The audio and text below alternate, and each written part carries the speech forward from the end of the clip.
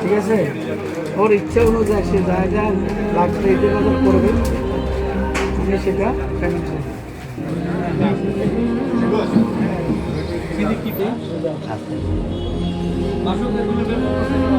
একজন ভাইয়ের ইচ্ছা অনুযায়ী তার পছন্দনীয় বাজারের চাহিদা পেশ করলেন।